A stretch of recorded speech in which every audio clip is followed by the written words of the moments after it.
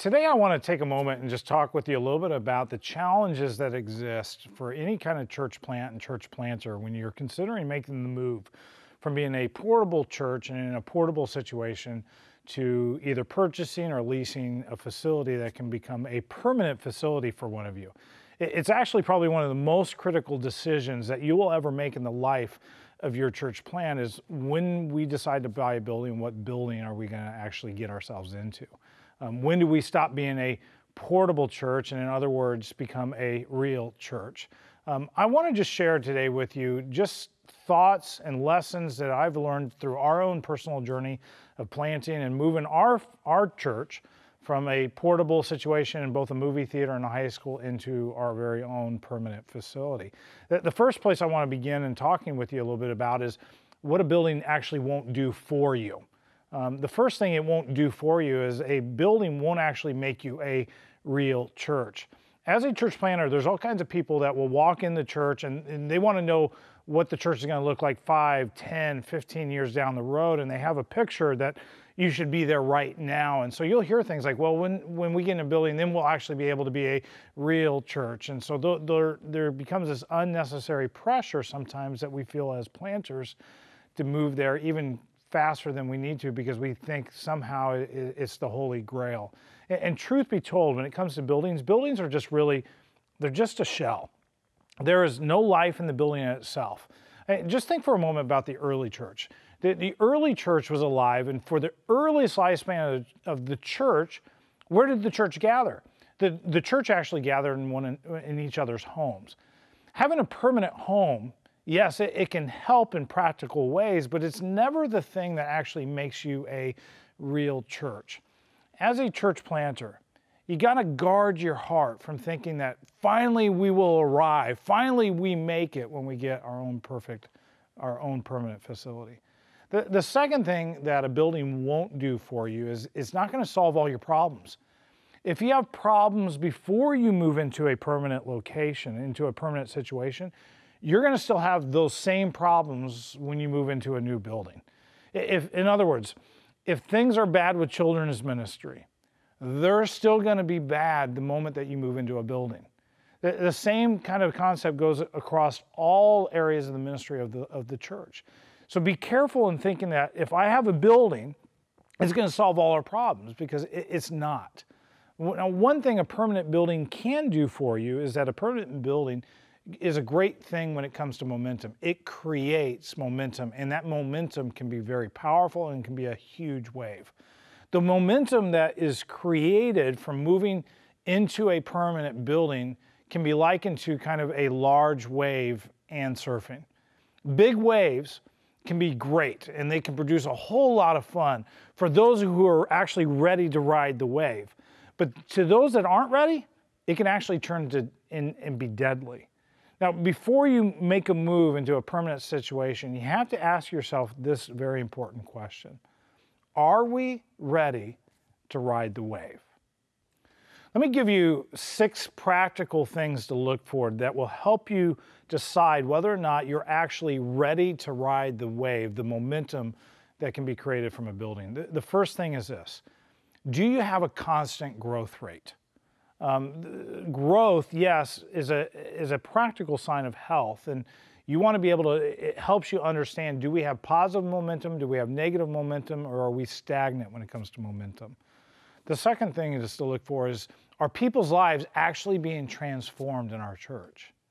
Or are people just kind of going through the motions? The third thing I want to encourage you to ask yourself is, do you have a growing voice in your community?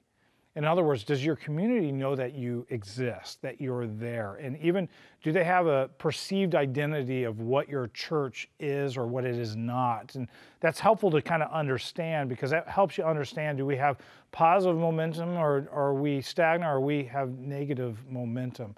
We always ask ourselves this question. Would our community know that we were actually gone if we didn't exist tomorrow? The next thing that I would encourage you to do is ask yourself, do you have a healthy culture? Is this a culture that we want to feed, we want to grow, that we want to keep processing and multiplying out of who we are? Or are there things that we need to tweak in our culture? Once the identity gets assigned to a building, sometimes those cultural pieces are more difficult to change. Also, you want to know whether or not you have financial margin. Can we bite off either greater rent or a mortgage? Not only the mortgage itself, but now we got cleaning costs, and we've got electric bills, we've got water bills, we've got a parking lot that we have to maintain, landscaping that we have to take care of. And those costs in addition can be fairly severe. The last of these 6 things that help you know whether or not you're ready to ride a wave is, do you have healthy systems and structures in place already that the building itself is just going to allow it to be a greater asset to those systems and structures that are in place? Now, there are certain things that a building, when it comes to owning your own building, being in a permanent space, can actually create more problems for you as well. I want to talk about those really quick. The first thing is, yes, buildings attract people, which is a great thing. But who's putting the biggest pressure on you to get in a building? It's usually Christians or those who have come to Christ, or is it those that have come to Christ in your church? Church people have a way of smelling church buildings. I kind of think of it that way. And this can be a blessing, but it can also become a challenge to the vision and the mission of your church. Because they may walk in and they may go, you know, I think what if we did it this way, Pastor? Or have you ever thought about doing this? And you may be able to go, yeah, absolutely, we've thought about that. But this undertone of pressure can be created to change or adapt the vision that God had given you. Be careful ever doing that. The other thing is that buildings have an unquenchable thirst. Things break, things need to be replaced, the walls need to be painted, air conditioners need to be replaced. I mean, I know our first building when we moved in, within the first 2 years of us moving in and owning our own building, we had to replace over 6 of the AC units at a pretty large pop each unit. They just will suck everything that you have.